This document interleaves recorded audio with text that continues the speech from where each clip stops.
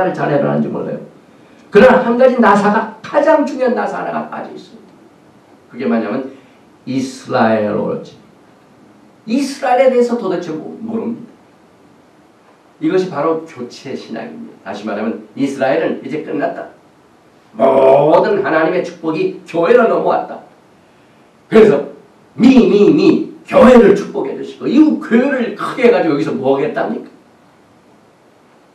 우리는 하나님의 마음을 알 줄 알아야만 됩니다. 하나님의 마음이 어떤 마음인가를 성경으로 토라를 보면 알 수가 있습니다. 왜냐하면 하나님께서는요, 이 위대한 하나님의 구속의 계획을 집행하시기 전에 사람을 쓰십니다. 그 사람을 쓰실 적에 하나님께서 이제 모세라는 인물을 쓰시게 됩니다. 근데 모세를 어디서 만나시냐면 떨기나무 불 가운데서 모세를 만나게 됩니다. 그래가지고 모세가 깜짝 놀랍니다. 이때 하나님께서 모세에게 나는 이러이러한 하나님이다 라고 하나님 자신을 소개할 때 어떤 말씀을 쓰신 줄 아세요? 출애굽기 3장 6절에 또 이르시되 나는 내 조상의 하나님이니. 우리가 주여 하나님 막 기도를 많이 합니다. 그럼 어떤 하나님입니까? 어떤 하나님? 하나님께서는 내 조상의, 모세의 조상이 누굽니까? 그 다음에 아브라함의 하나님, 이삭의 하나님, 야곱의 하나님이라. 모세가 하나님 배웠기를 두려워하여 얼굴을 가리우며 하나님께서 자신을 모세에게 소개하실 때 나는 이 세상에 수많은 하나님이 있는 것 같지만은 다른 하나님이 아니다. 내 조상이 믿는 하나님이요, 아브라함이 믿는 하나님이요, 이삭이 믿는 하나님이요, 야곱의 하나님이다. 이렇게 분명하게 define 하셨습니다. 이스라엘이 얼마나 하나님 마음속에 있는가를 알 수가 있습니다. 그래서 우리는 이스라엘의 평화, 예루살렘의 평화를 기도해야만 됩니다. 또 출애굽기 5장 1절과 2절에 그 후에 모세와 아론이 가서 바로에게 이르되 이스라엘 하나님 여호와의 말씀이 내 백성을 보내라. 그들이 광야에서 내 앞에 절기를 지킬 것이니라 하셨나이다. 바로 왕이 이제 모세가 대표하는 하나님이 누군가를 알기를 알 바가 없지요. 모르지요. 그러니까 이스라엘 하나님이라고 소개를 하는데 이때 그 말을 듣고 바로가 가로되 여호와가 누구간데 내가 그 말을 듣고 이스라엘을 보내겠느냐? 나는 여호와를 알지 못하니 이스라엘로 보내지 않느냐. 바로가 만약에 하나님을 믿는다고 하십시다. 그러나 이스라엘의 하나님을 믿지 아니하면 그 하나님은 잘못된 하나님.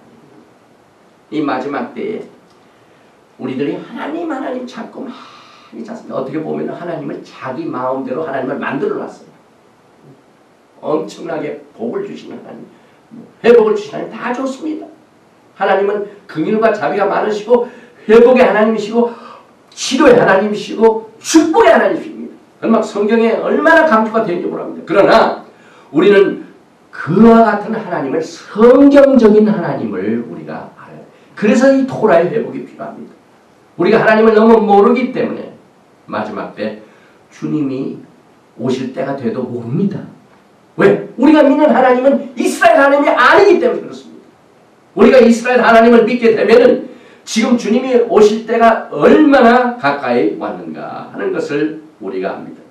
그래서 히브리 관점에서 본 종말론의 메시지 중에 예루살렘의 평화를 다룬다는 것은 축복 중에 축복입니다. 왜냐하면 우리 하나님께서 거기에 얼마나 마음을 두고 계신지 모릅니다. 지금 국제사회의 정치 현실과 미국의 중동 평화는 너무나도 절망적입니다. 만약에 이번 그 조지 미첼 특사가 압력을 넣어가지고 이것이 추진이 돼가지고 피에로 국가가 섰다 하면은 그날 하나님의 심판이 겁니다. 그러니 주님의 오실 때가 얼마나 가까웠습니까?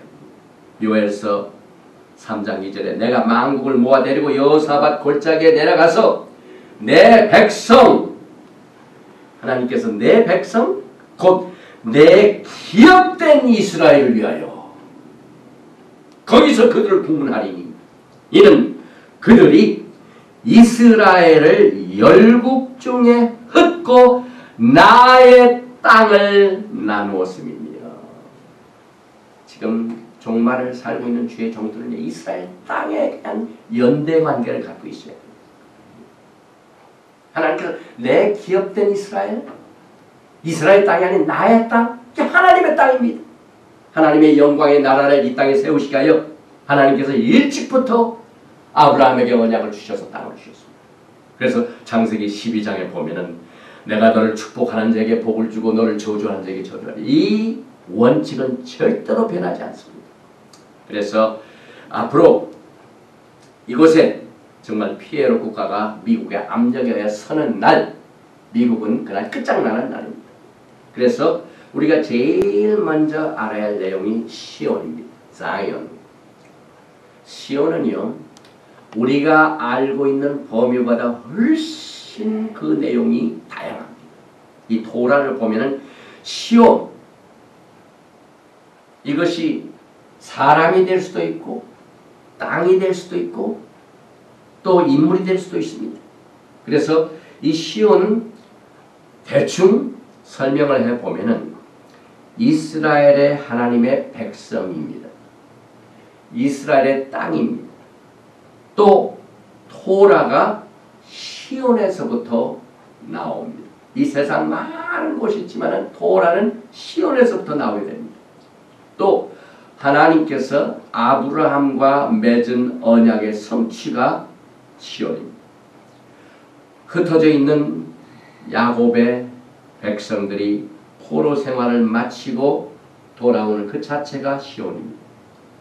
우리가 이제 곧 휴거의 영광을 맡게 되고 주님이 지상재림하셔서 이 땅에 영광스러운 메시아 왕국을 그 세울 때 그 메시아 왕국 시대를 시온이라고 합니다. 또 예수님께서 구속된 백성들과 함께 거하시는 그 자체가 시온입니다. 그래서 제가 이 대충 한 것을 성경적으로 풀이를 해드리겠습니다. 이사야서 51장 16절에 내가 내 말을 내 입에 두고 내 손 그들로 너를 덮었나니 이는 내가 하늘을 펴며 땅의 기초를 정하며 시온에게 이르기를 너는 내 백성이라 하려 하였습니다. 시온은 하나님의 백성을 말합니다.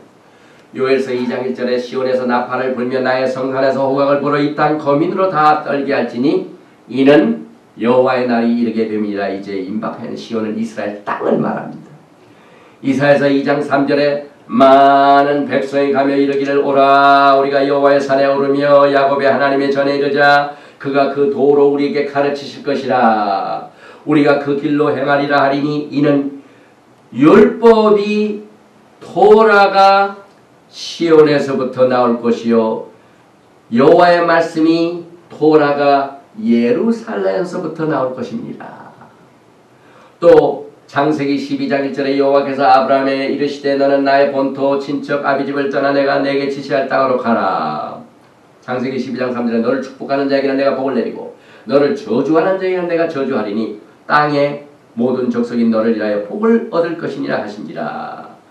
아브라함이 99세 때에 여호와께서 아브라함에게 나타나서 그에게 이르시되 나는 전능한 하나님이라 너는 내 앞에서 행하여 완전하라.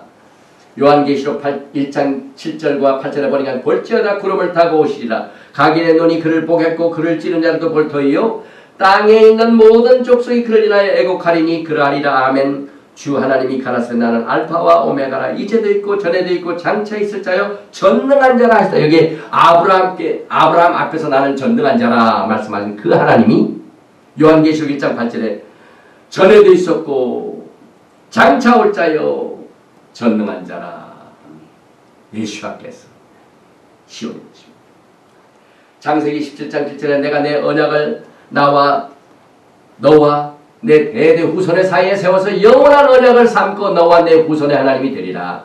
내가 너와 내 후손에게 너의 우관한 이 땅 곧 가나안 일경으로 주어 영원한 기업이 되게 하고 너는 그들의 하나님이 되리라. 이 하나님의 마음속에 앞으로의 모든 계획을 이 토라 속에서 브루프린트를 다 가지고 있습니다.